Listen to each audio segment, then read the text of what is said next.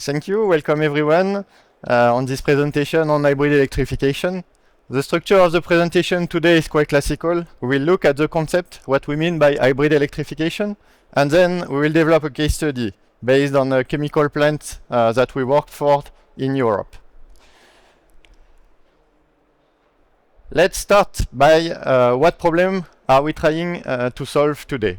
So today, looking at the figure, only 6% of CPG companies are on track to reduce their carbon emission as they have pledged in different organizations. The reason for that is multiple. For instance, we can state the cost of energy due to the crisis in Ukraine, the COVID pandemics, or the changing policies with the carbon in Europe and other countries. There is another reason that we have found for that. It is that traditionally the first step in reducing emission is quite straightforward. When you do an energy audit, you have ECMs that are listed and you have the low-hanging fruit, the short payback ones. This can help cutting emission by few percent, 10, 15, 20 maximum. When you want to engage and cut the emissions later on, the investment and I would say the impact on the plant itself is much, much higher. And we have seen that the current policy in energy price in Europe and other countries with gas to electricity ratio often higher than 3, you see that what is difficult is the business case itself. This is where we introduce the hybrid electrification concept. Okay, this I skipped. So the concept of hybrid electrification, this is not a revolution. The main underlying idea is to add electrification technologies as a parallel way to generate heat for the process. We do not replace the conventional heat generation, but we add an additional mean. This is based on 4 pillars. The first one is that we do a smart dispatch of the energy source, trying to leverage the volatility in energy market. The second pillar is that we leverage thermal storage or electrical storage as a way to increase flexibility. The third pillar is that we try to use efficient technologies that we will develop later on. And the last point is that we invest for the future. Because when you have both generation capabilities, whatever the direction it takes, whether the gas is keeping low price or whether the electricity price will be subsidized, you have invested in your infrastructure to have a sustainable and economically optimized future. In this slide, we have listed few technologies that we rely on heavily on this hybrid electrification concept. The first one is a classical electric boiler, which have been around for decades now, and which has the advantage of being relatively low in terms of initial investment and being quite flexible in terms of management. You can ramp it up or down quite simply and quite fast, so that you can answer to the price signal from the energy market. The second technology that we use heavily as well is heat pumps. So heat pumps, and I'm speaking about industrial heat pumps here, is a mature technology as well. It is very efficient based on thermodynamic cycles, and it allows to recover heat that is often wasted in many industries. The last kind of technology that we use heavily is the vapor compression. This technology allows, by mechanically compressing the vapor, it allows to transform low-grade steam to steam usable by process with a very good efficiency.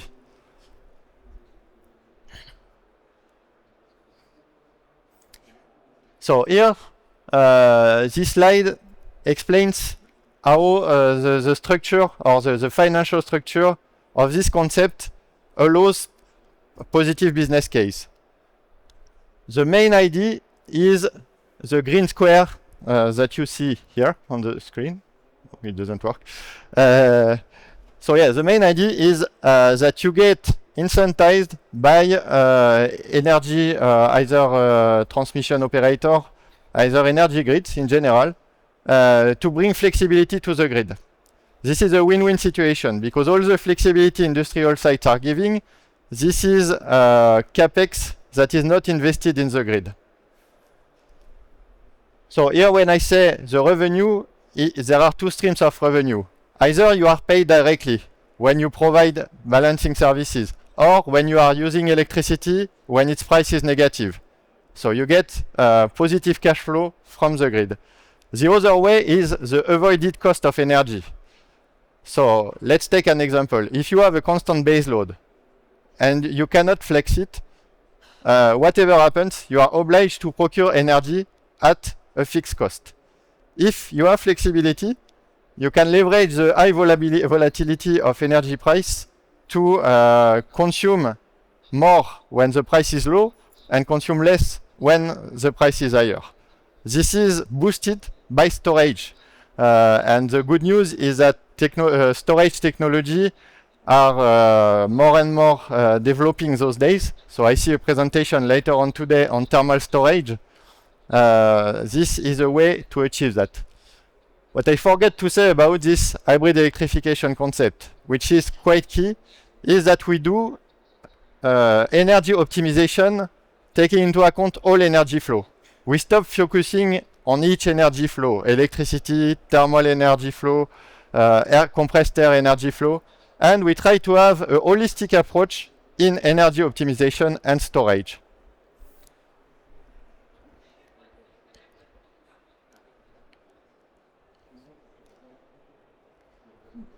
So now let's illustrate this concept by a case study. The figures that you see here is figures from a real site. The process is light chemical plant. This is based in Netherlands, in Europe. And this is quite representative of industrial sites we can see in Europe in the CPG sector. When I say quite representative, it means steam is the main media for heat transfer. It is used either directly, either to heat water today. Second, steam is generated by a gas boiler. Conventional gas boiler generating steam at 10 bar for all the sites, centralized. This boiler, as in many sites, is well oversized because there was extension plans that were planned and that never happened.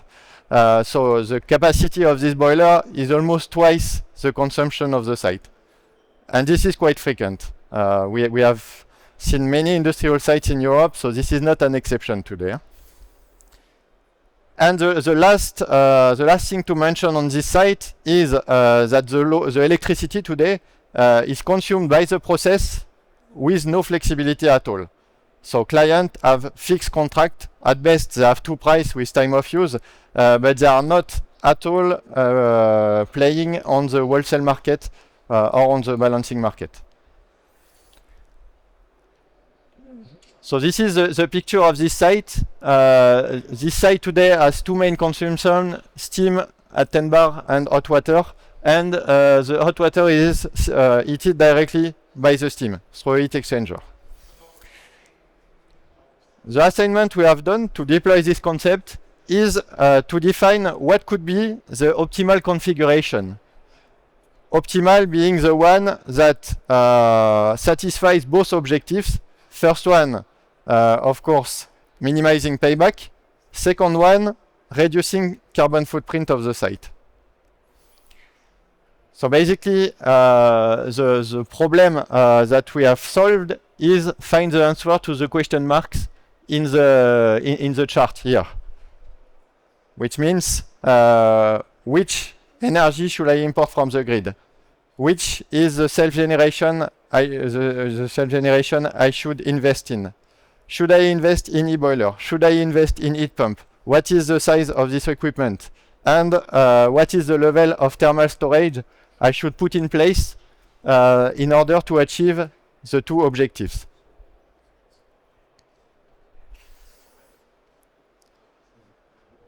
I will not show you all the configuration we have tested. We have tested a lot of configuration. Also important to mention is what energy cost we use for this simulation.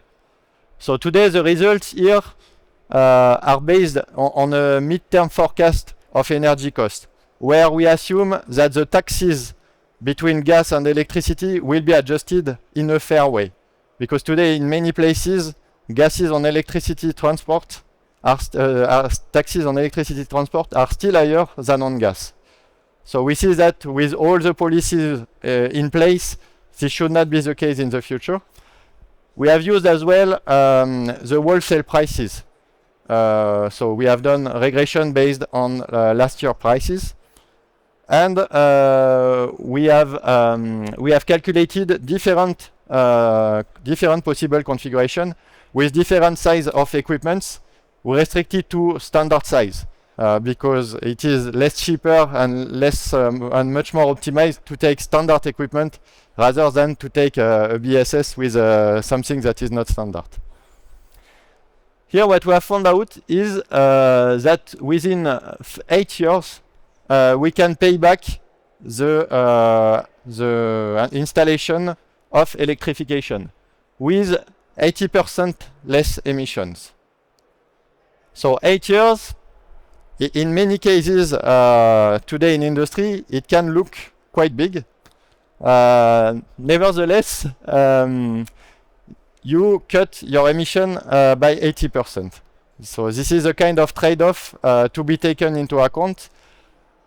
The other thing that is worth mentioning is that this 8 years is a bit conservative. Why? Because we have not considered the possibility to play in the balancing market. The size is small here, but with aggregators, it would be possible to participate in this market to provide frequency response services and to be remunerated for this participation. If you do that, this will automatically decrease the payback, and in the same time, this will increase slightly the emissions, because whenever you do an effort on the electrical energy side, you have somehow to compensate with more gas usage. So this is a kind of management and corporate trade-off. What you want to achieve in terms of emissions against what you are ready to get as financial returns.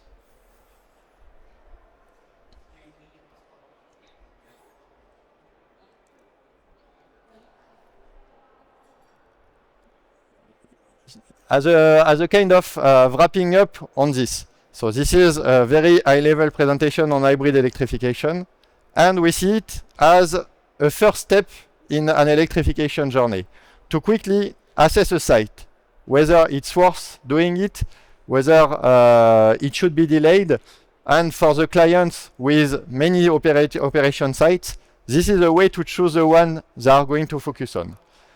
This exercise takes quite, let's say it takes 2-3 weeks to perform.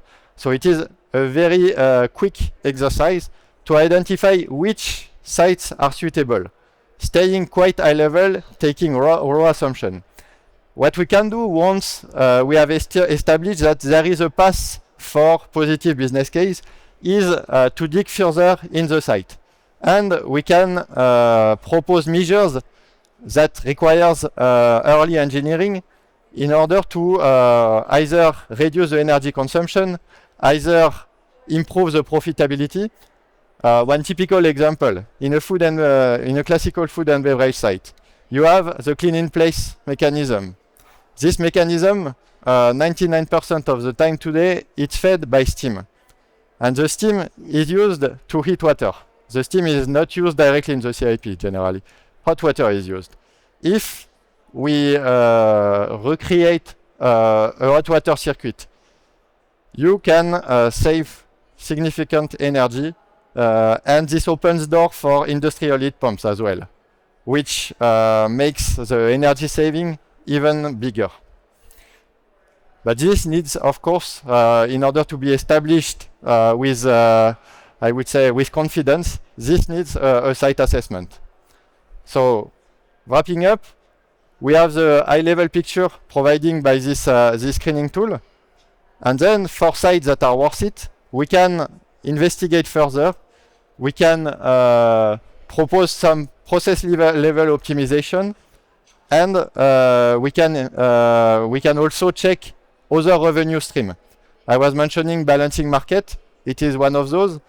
We can also check the self-consumption with photovoltaic solar, with thermal solar as well, as something that is ramping up in some places as a good way to generate heat. So there are a lot of possibilities actually to make and to improve this 8-year payback.